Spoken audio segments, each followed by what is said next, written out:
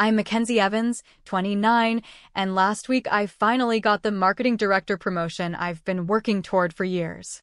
I planned a celebration dinner at Preston's with my family, including my sister Amber, who has fibromyalgia. Our relationship has been complicated since her diagnosis. What happened that night exposed years of family dysfunction when Amber collapsed dramatically right as I announced my promotion. But I was prepared. I'd recorded a video just 30 minutes earlier predicting exactly what she would do. Before I tell you how this all unfolded, let me know where you're watching from. Hit like and subscribe to follow my journey navigating family drama while building my career. Growing up, Amber and I were inseparable despite our 3-year age gap. She was my protector, my confidant, the person who taught me how to ride a bike and helped me navigate the social minefield of middle school. We shared a bedroom until I was 13, whispering secrets after our parents thought we were asleep. I idolized her. When she got her driver's license, she'd take me for ice cream after school. When I had my first heartbreak at 16, she stayed up all night with me, eating cookie dough and assuring me I deserved better. Our parents, Linda and Robert Evans, treated us differently, though. Dad was an engineer who valued achievement and results. Mom was a nurse who seemed to have endless reserves of empathy for everyone except herself. Dad clearly favored me, the ambitious one who brought home straight A's and captained the debate team. Mom gravitated toward Amber, who was more creative and sensitive. Everything changed during Amber's sophomore year of college. She started experiencing debilitating pain that moved throughout her body. Some days she could barely get out of bed. She visited doctor after doctor, each one running tests that came back normal, some suggesting the pain might be all in her head. I remember one specialist telling her to try yoga and reduce stress, as if that would solve everything. After nearly a year of medical mystery tours, a rheumatologist finally diagnosed her with fibromyalgia. The family response was mixed. Mom immediately became Amber's fierce advocate, researching the condition obsessively and accompanying her to every appointment. Dad was skeptical, occasionally making comments like, "Back in my day, we just pushed through the pain." I was somewhere in between. I believed she was in pain, but sometimes I wondered if she was leaning into it too much, especially when her flare-ups coincided with major events in my life. I'm not proud to admit this, but sometimes I questioned the convenience of her timing. When I graduated from college with honors, Amber had such severe pain she needed a wheelchair for the ceremony, drawing concerned glances from everyone. When I got my first promotion, she had to leave my celebration early because of a migraine. I felt guilty for even thinking this way. Who would choose to be in pain? But the pattern was hard to ignore. As Amber's condition worsened, she had to drop out of college. She moved back home with our parents, who converted the den into a bedroom for her so she wouldn't have to navigate stairs. I continued on my path, graduating with a marketing degree and landing a job at Bradley and Hayes, a mid-sized marketing firm with impressive clients. I threw myself into my work, partly to escape the increasingly tense family dynamics at home. Mom became Amber's caretaker, scheduling her life around Amber's doctor appointments and bad days. Dad retreated into longer hours at work, uncomfortable with a situation he couldn't fix with logic or effort.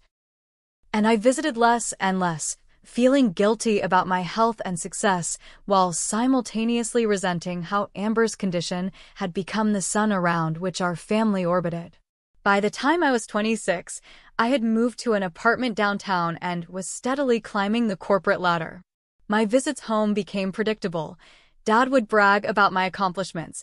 Mom would gently remind everyone of Amber's struggles, and Amber would either put on a brave face or have a health crisis that refocused everyone's attention. I started dreading family gatherings, then feeling terrible about dreading them. 2 years ago, I started seeing a therapist, Dr. Taylor, to work through my complicated feelings. She helped me understand that it was possible to both love my sister and feel frustrated by the dynamics her illness had created. She encouraged me to rebuild my relationship with Amber separate from our parents. I tried. I invited Amber to my apartment for sisters' nights. I researched fibromyalgia to better understand her experience. I sent her care packages with heating pads and specialty teas. Sometimes it worked. We'd have glimpses of our old closeness, laughing at inside jokes or reminiscing about childhood adventures. Other times, the weight of unspoken resentments hung between us like a heavy curtain. Last year, Amber started dating Michael, a physical therapist she met at a pain management clinic. He seemed to genuinely understand her condition and treated her with a compassion that didn't slip into pity. For the first time in years, she had someone besides our mother who fully believed and supported her. I was genuinely happy for her, even as I noticed that her pain episodes became less frequent around him, but still flared dramatically around family gatherings centered on my achievements. Dr. Taylor suggested that Amber might unconsciously be seeking the attention and validation she felt she'd lost when her illness forced her to abandon her own ambitions. It made sense, but understanding the pattern didn't make it easier to deal with when it happened. I wanted to be compassionate, but I also wanted to enjoy my own milestones without them becoming about Amber. By the time my big promotion came around, our relationship had improved but remained fragile. I wanted to include her in my celebration, wanted her to be genuinely happy for me. But as I planned the dinner, I couldn't shake the nagging feeling that history would repeat itself. I just didn't know yet how dramatically it would play out, or how it would finally force us to confront the dysfunction we'd been dancing around for years. The past 6 months at Bradley and Hayes had been nothing short of exhilarating. Our team had landed the Meridian Hotels account, a client we'd been courting for years. As the senior marketing strategist, I was tasked with developing their rebranding campaign, a high-visibility project that would either establish us as a top-tier agency or become a very public failure. For weeks, I barely saw my apartment except to shower and change clothes. My boyfriend Brian was endlessly patient, bringing me dinner at the office and listening to me brainstorm taglines at midnight. I canceled plans with friends, worked through weekends, and dreamt about font choices and color schemes. The campaign consumed me, but in the best possible way. I felt alive, purposeful, completely in my element. When we presented to Meridian's executive team, I was terrified but prepared. I'd rehearsed until every word flowed naturally, anticipated every possible question, and built contingencies into the proposal. When their CEO leaned forward after our presentation and simply said, "This is exactly what we've been looking for," the rush was indescribable.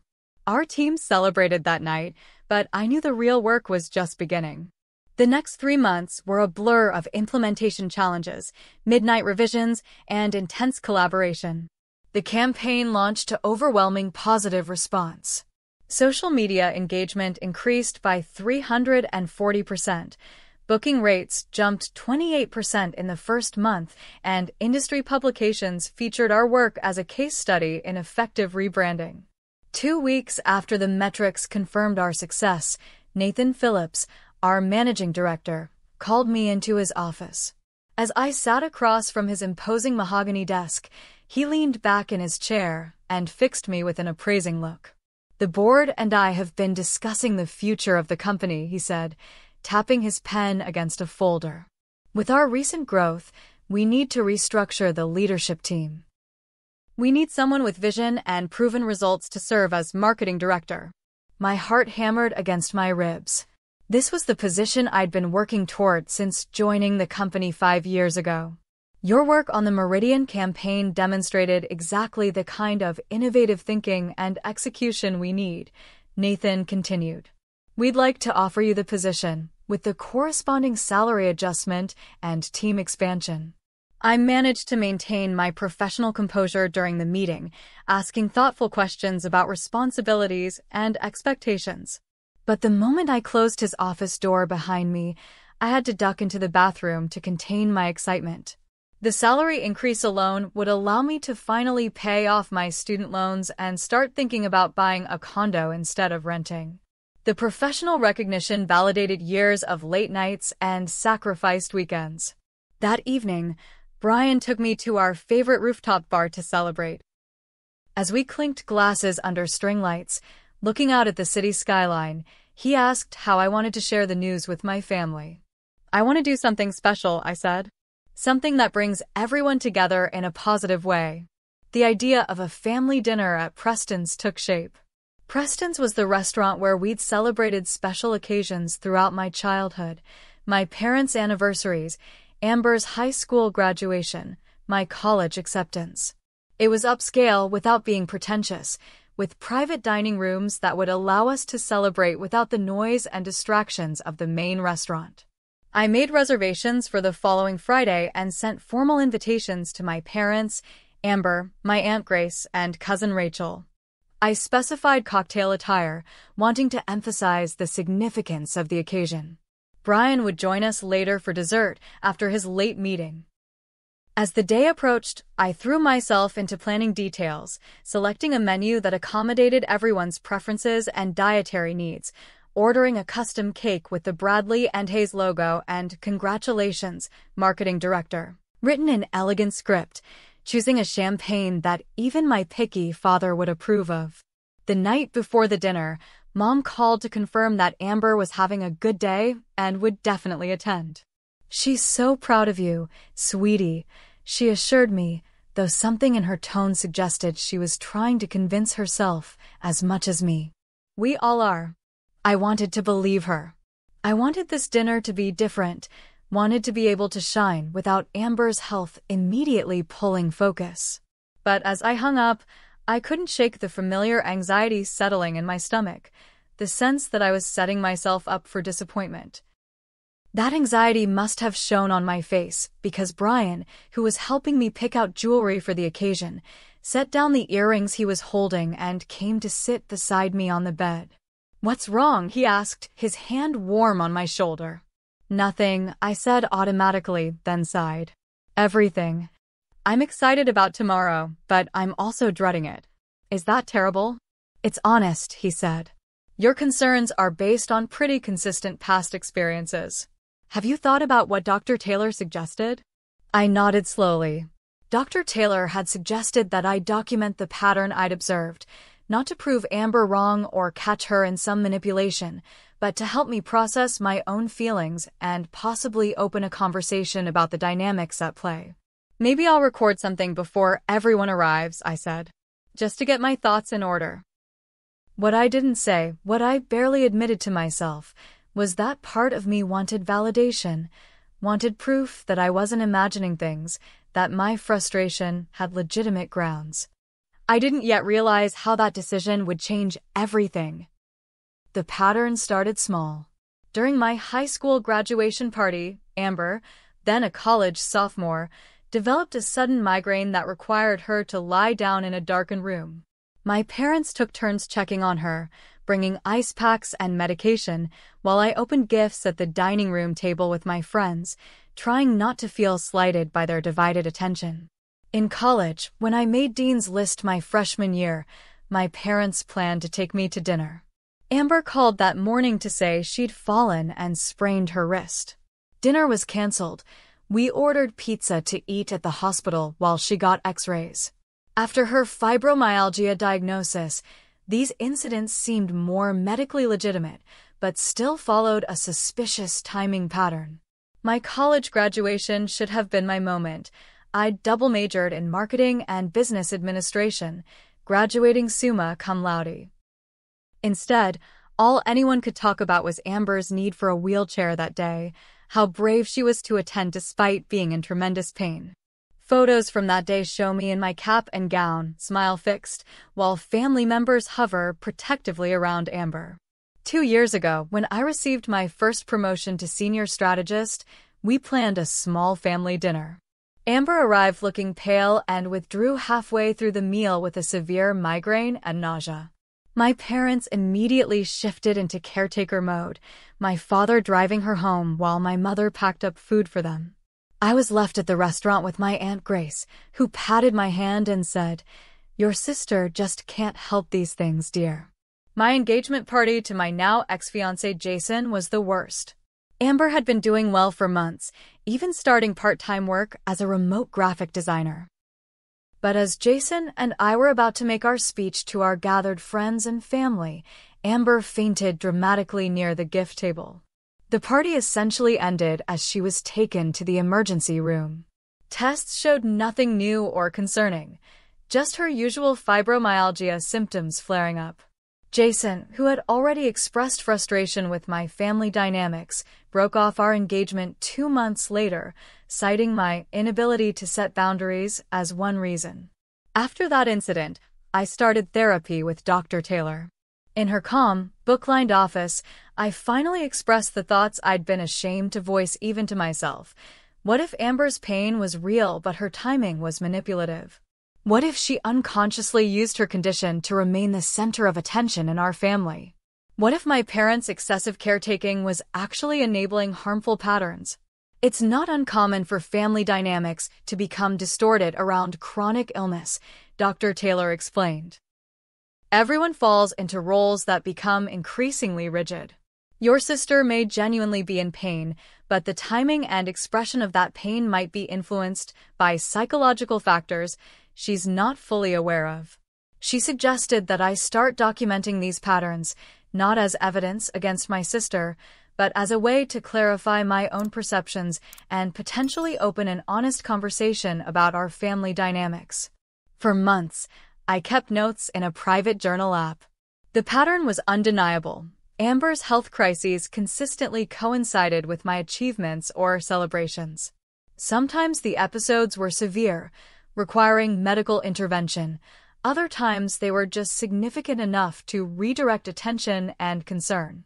Always, my parents responded with immediate care and concern that overshadowed whatever we had gathered to celebrate.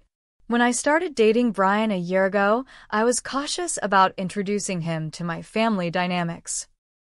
He was perceptive enough to notice the pattern on his own after just 2 family gatherings. "Have you ever directly called this out?"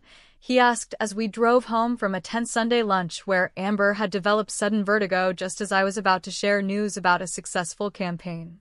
"I can't," I said. "How do you accuse someone of faking pain? Or even of unconsciously timing their very real pain to steal attention? I'd sound like a monster." "Not if you approach it with compassion," he suggested. "Maybe recording your thoughts before events would help you organize what you want to say." That suggestion planted the seed for what would happen at my promotion dinner. As the date approached, my anxiety grew. This promotion was too important, too hard one, to have it overshadowed again. The night before, I barely slept, rehearsing scenarios in my mind, imagining different ways Amber might pull focus and how I might respond. The day of the dinner, I arrived at Preston's an hour early to ensure everything was perfect. The private dining room was elegantly set with cream linens and low centerpieces of hydrangeas and roses. The champagne was chilling, the custom cake safely in the kitchen. Everything was ready.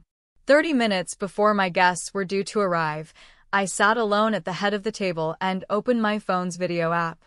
I hesitated, finger hovering over the record button, questioning if this was petty or mean-spirited. But then I remembered Dr. Taylor's words about clarifying my own perceptions, and I pressed record. "It's 6:30 p.m. on Friday, October 15th, I began, feeling slightly ridiculous, but pushing forward. In half an hour, my family will arrive to celebrate my promotion to marketing director at Bradley and Hayes. Based on established patterns, I predict that Amber will have some kind of health crisis precisely when attention is focused on my achievement." I continued, my voice growing steadier. "Specifically, I think it will happen when I stand to make my formal announcement. She'll either develop a sudden migraine, experience extreme pain requiring her to leave, or, if she's feeling particularly dramatic, actually collapse or faint. Mom will immediately shift to caretaker mode. Dad will look uncomfortable but follow Mom's lead, and my celebration will become another episode of The Amber Show." I paused, then added, "I'm not saying her pain isn't real. I believe she has fibromyalgia and suffers genuinely. What I question is the consistent timing and whether there's an unconscious pattern of using health crises to maintain her role as the family focus. I'm recording this not to say, "I told you so," but because I need to validate my own perceptions and possibly start an honest conversation about our family dynamics.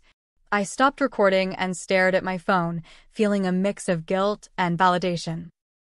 What I didn't know then was that this 3-minute video would crack open years of family dysfunction and force us all to confront truths we'd been dancing around for far too long.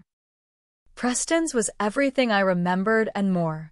The restaurant occupied the renovated ground floor of a historic building downtown, with exposed brick walls, soaring ceilings, and windows that stretched from floor to ceiling. The main dining room hummed with the pleasant cacophony of clinking glasses and conversation, but our private room at the back was an oasis of relative quiet. I checked my appearance one last time in the restroom mirror before guests arrived, smoothing my navy blue dress, adjusting the simple gold necklace Brian had given me for our anniversary. I looked professional, polished, celebratory. I practiced my smile, trying to channel genuine joy and push aside the anxiety that had been building all day. My parents arrived first, punctual as always. Dad looked uncomfortable in his suit, but had made the effort, a gesture that warmed me. Mom wore a floral dress I recognized from other special occasions, her hair freshly colored to hide the gray. She hugged me tightly, whispering, "We're so proud of you, sweetie," though her eyes kept darting to the door, anticipating Amber's arrival. "The table looks beautiful," Mom said, admiring the flowers. "You've thought of everything." Dad handed me a small gift bag. "A little something to celebrate," he said gruffly. Inside was a Mont Blanc pen engraved with my initials and new title. It was exactly the kind of practical yet luxurious gift he'd always favored, something to mark achievement, to be used in pursuing further success. "It's perfect, Dad." "Thank you both." I hugged him, feeling a surge of affection for this man who showed love through practical gestures rather than words. Aunt Grace arrived next, a whirlwind of perfume and jingling bracelets.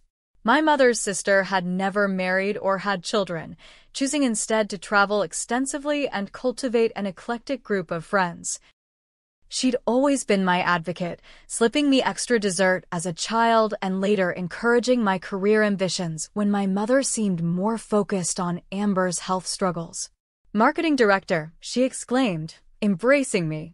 "Robert, your daughter is an absolute powerhouse. Are you putting away enough for retirement? She'll be running that company in 5 years, mark my words."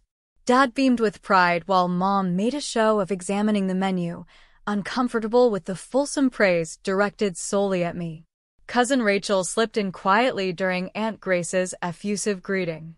Always the observer, Rachel had been my confidant throughout childhood and adolescence. She understood the family dynamics intimately but maintained enough distance to offer perspective. When she hugged me, she whispered, "I've got your back tonight," confirming she'd noticed the same patterns I had. The server came to take drink orders. Dad requested his usual scotch, neat. Mom asked for white wine. Aunt Grace ordered a cosmopolitan with exacting specifications. I chose champagne, determined to maintain the celebratory atmosphere regardless of what might unfold. At 7:15, 15 minutes after our reservation time, Amber finally arrived. I felt the familiar mix of love and wariness as she entered, leaning slightly on her boyfriend Michael's arm. She looked better than I'd expected. She'd made an effort with her appearance, wearing a green dress that complemented her eyes, her long hair twisted into an elegant updo. But the careful way she moved and the shadows under her eyes spoke of pain managed but not absent. "Sorry we're late," she said, embracing me carefully. "Traffic was awful." "We're just glad you could make it," I replied, genuinely meaning it despite my reservations. "You look beautiful." "Thanks to Michael's help with my hair," she said, smiling at her boyfriend. "I couldn't lift my arms above my shoulders today." And there it was, the first mention of her pain, casually inserted into conversation. I caught Rachel's knowing glance and took a deep breath, determined not to let it set the tone for the evening. We settled around the table, servers appearing with appetizers, crab cakes with remoulade, prosciutto-wrapped asparagus, bruschetta with heirloom tomatoes. The food was exquisite, the wine flowing freely, and conversation initially remained light. Dad dominated the early discussion, bragging about both his daughters with uncharacteristic openness. Between Mackenzie's business mind and Amber's artistic talent, he declared, "You girls got the best of your mother and me." Mom, warmed by wine and her husband's inclusive praise, relaxed enough to share anecdotes from our childhood, how I organized neighborhood kids to create a newspaper we sold for 25 cents, how Amber won a countywide art contest in 4th grade. For a moment, it felt like the family I'd always wanted us to be, supportive, loving, celebrating each other's strengths without competition or resentment. I caught Amber's eye across the table, and we shared a genuine smile, remembering the stories together. Then Aunt Grace, never one for tact, asked, "So, Mackenzie, are you and Brian thinking about making things official soon?" "At your age, I was already married with Rachel on the way." "Grace," Mom scolded, "don't pressure her. We're focusing on our careers right now," I said diplomatically. "Brian's up for partner at his firm next year, and I've just gotten this promotion. We're happy with how things are." "Well, don't wait too long," Aunt Grace persisted, glancing meaningfully at Amber and Michael. "You don't want all the good ones to be taken." An awkward silence fell, broken by the arrival of our main courses. As we navigated the momentary tension, Rachel steered the conversation towards safer territory, a documentary series she'd been watching, a new restaurant that had opened near her apartment. I shot her a grateful look. As we ate, I noticed Amber taking small bites, moving food around her plate more than consuming it. She declined wine, explaining that alcohol worsened her symptoms. Michael watched her with attentive concern, occasionally placing his hand over hers when he thought no one was looking. The meal progressed, the anticipation of my announcement building with each course. I'd planned to speak just before dessert, when everyone would be satisfied from the meal and receptive to celebration. As the servers cleared our plates, I caught Dad's eye. He nodded encouragingly, raising his glass in a subtle gesture of support. The moment had arrived. I stood, champagne flute in hand, heart racing with a mixture of pride and apprehension. All eyes turned to me, and for a beautiful, suspended moment, I felt like the protagonist in my own life story. "I want to thank everyone for coming tonight," I began, my voice steady and clear. "This promotion means so much to me, not just professionally but personally. It represents years of hard work, dedication, and—" I never got to finish that sentence. Because exactly as I reached the culmination of my speech, exactly as I'd predicted in my video 30 minutes before guests arrived, Amber gasped dramatically, her eyes rolling back, and slumped forward in her chair. "Amber!" Mom's cry pierced the air as she lunged across the table, nearly knocking over a water glass. The script I'd predicted in my video was playing out with eerie accuracy. Amber didn't respond. Her body had gone slack, Michael supporting her weight to keep her from sliding onto the floor. Her face had drained of color, making the shadows under her eyes stand out in stark relief. "Should I call 911? Dad asked, already pulling out his phone, his earlier pride in me forgotten in the sudden crisis. "Give her space," Michael said with the calm authority of someone used to medical situations. "This has happened before. It's likely a vasovagal response triggered by pain and fatigue." I stood frozen, my announcement speech dying on my lips, champagne flute still raised in a toast that would never be completed. The familiar feeling washed over me, disappointment tinged with guilt for feeling disappointed, frustration at the predictability of it all, and, beneath everything, genuine concern for my sister.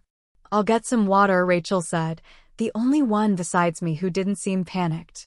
The restaurant manager appeared at the doorway, drawn by the commotion. "Is everything all right?" Should we call for medical assistance? Just some privacy for a moment, please, I managed to say, professional training kicking in despite my emotional turmoil.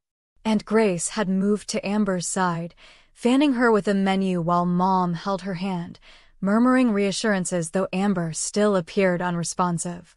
Dad hovered uncertainly, his celebratory mood completely evaporated. As I watched this familiar scene unfold, something shifted inside me.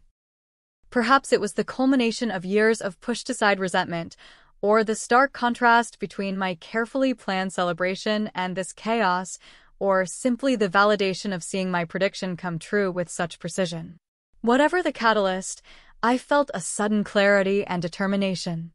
I set down my champagne flute and reached for my purse. "She's coming around," Michael announced as Amber's eyelids fluttered.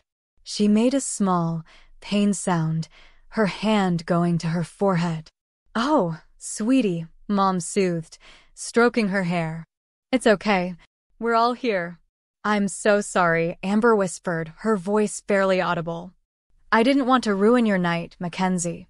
I just suddenly felt like you were going to faint right as I was announcing my promotion." I finished for her, my voice steadier than I felt.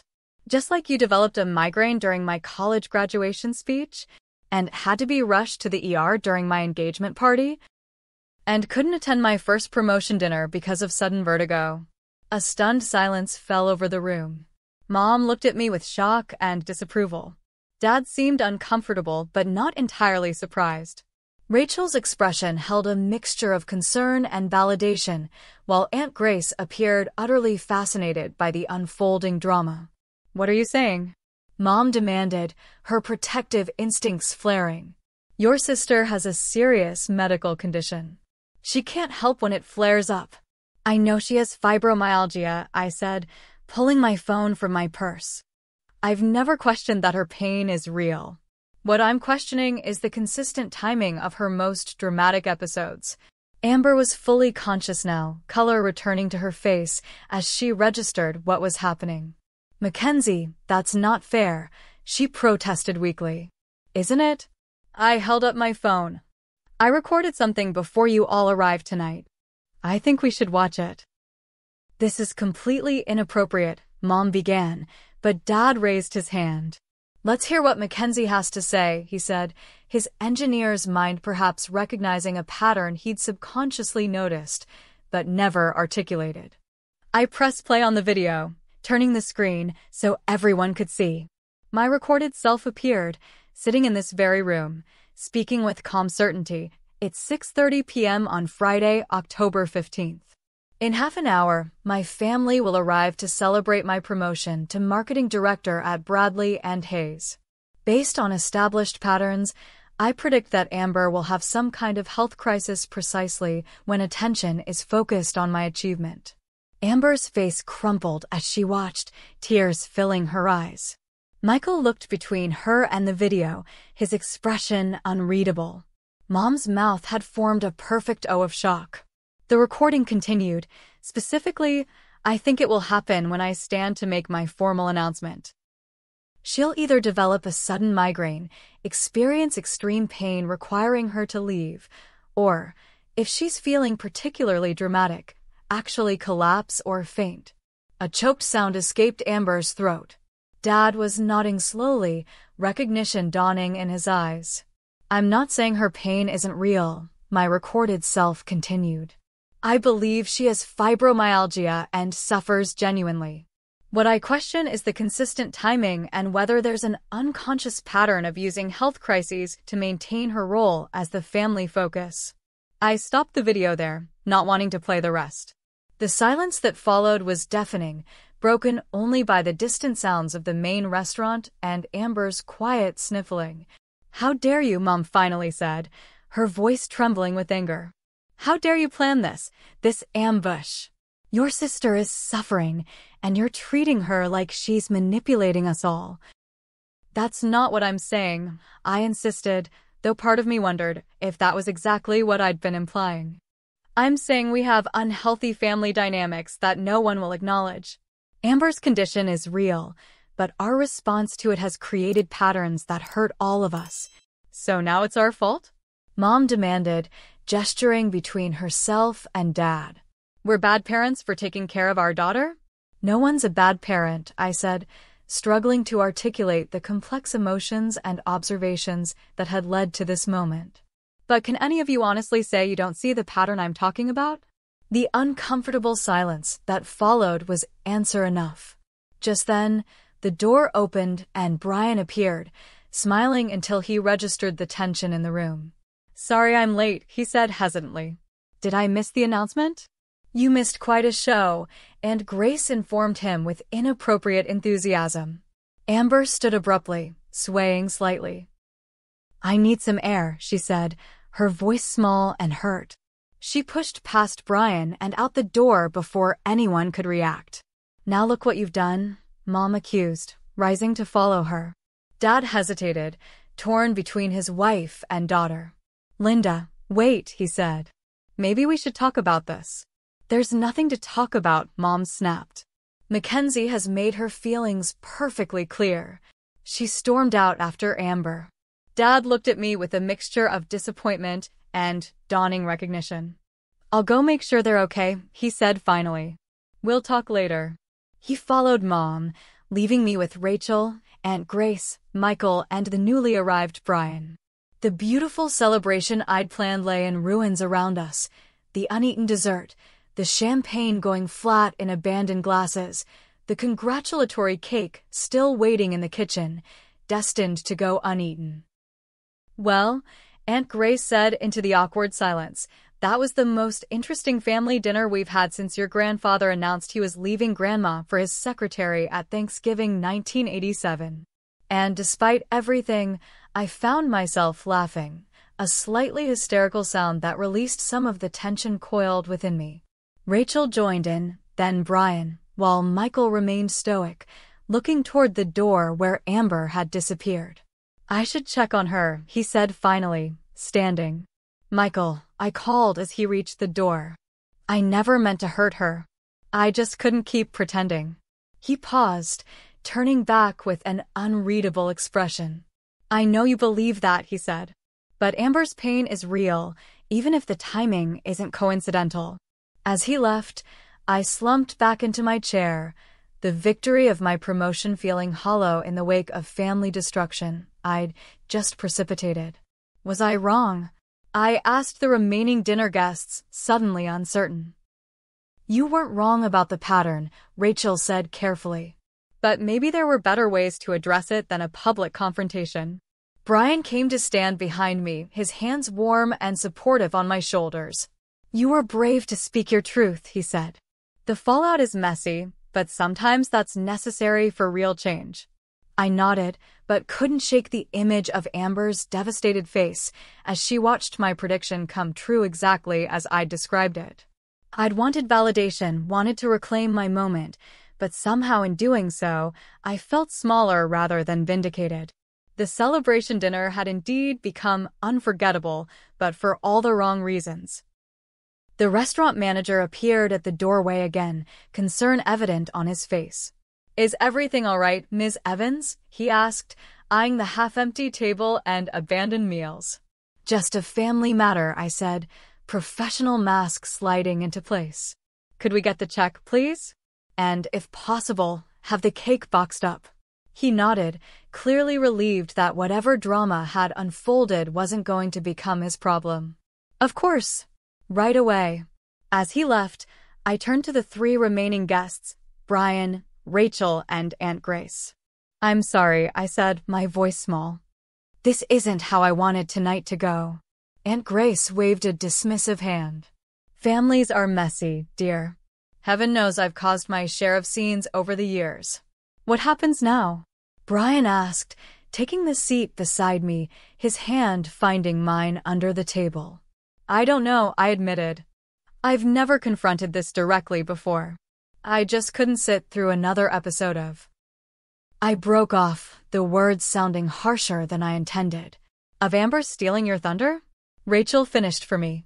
She'd always been the one person who understood the dynamics without judgment. You're not wrong, Mackenzie. But I think what Michael said is important too. Her pain is real, even if the timing is suspect. I know that, I insisted. I've never thought she was faking the pain itself. It's the way everyone responds to it, Brian said. The way it redirects attention every single time something good happens for you. I nodded, grateful for his understanding. And how no one will acknowledge the pattern, which makes me feel like I'm imagining things or being selfish for wanting my achievements to matter too. The door opened again, and to my surprise, Dad returned alone. His face looked drawn, older somehow, as he took his seat across from me. Your mother is taking Amber and Michael home, he said. She wanted me to come with them, but I thought we should talk. Dad, I'm sorry if I embarrassed you, I began, but he shook his head. No, I'm the one who should apologize, he said, the words clearly difficult for him. I've seen this pattern for years, but never had the courage to address it. It was easier to focus on your successes and leave Amber's care to your mother than to deal with the complicated emotions of having a chronically ill child. His honesty stunned me into silence. Dad had never been one for emotional discussions or admitting fault. That video, he continued, was like holding up a mirror to our family. Uncomfortable, but maybe necessary. I didn't mean to ambush everyone, I said. I recorded it for myself, to validate what I was seeing. Playing it tonight was impulsive, understandable, given the circumstances, and Grace interjected. Sometimes a dramatic gesture is needed to break through denial. Your mother doesn't see it that way, Dad said. She thinks you planned this whole evening as some kind of gotcha moment to humiliate your sister. The accusation stung, especially because there was a grain of truth to it. Part of me had wanted validation, wanted to prove I wasn't imagining things, wanted my family to finally see the dynamic that had been playing out for years. Was Amber faking? Rachel asked the question no one else would voice directly. Dad considered this carefully. I don't think she consciously plans these episodes. But after watching that video and seeing how accurately you predicted not just what would happen, but exactly when, it's hard to believe it's purely coincidental. Subconscious behavior can be powerful, Brian offered. She might genuinely feel worse during these times without realizing why. Whatever the case, Dad said, this has forced issues into the open that we've been avoiding for too long. Your mother and we haven't been on the same page about Amber's condition for years. She believes in absolute support without question. I've had private doubts about how we might be enabling certain behaviors. Just then, the door burst open again. Mom stood there, her normally carefully maintained appearance disheveled, eyes red from crying. How could you stay here with her? She demanded of Dad. After what she did to your daughter? Linda, Dad said wearily, Mackenzie is also our daughter. Our daughter who just publicly accused her chronically ill sister of faking her symptoms for attention. Mom's voice rose with each word. That's not what I said, I protested, rising to face her. I said her pain is real, but the timing is suspicious. And you know it's true, Mom. You've just refused to see it because it's easier to focus entirely on Amber than to deal with the complex reality. Complex reality? Mom repeated incredulously. The reality is that your sister suffers every day with an invisible illness that most people, including her own sister apparently, don't even believe is real. I believe her condition is real, I insisted. What I don't believe is that it's coincidence that her worst episodes happen exclusively when attention is on me. So you're the victim here? Mom's voice dripped with sarcasm. Poor Mackenzie, so successful and healthy, but can't handle not being the center of attention for 1 minute. Her words hit like a physical blow. I'd expected resistance, but not this level of dismissal and attack. That's enough, Linda, Dad said firmly, standing beside me. This isn't helping anyone. You're taking her side now? Mom looked genuinely shocked. After everything we've been through with Amber? I'm not taking sides, Dad said. I'm saying we need to look honestly at our family dynamics. All of us. The restaurant manager appeared again, clearly disturbed by the rising voices. I'm sorry, but I must ask you to lower your voices or continue this discussion elsewhere. "We're just leaving," Mom said coldly. She turned to me, her expression harder than I'd ever seen it. "Amber is devastated.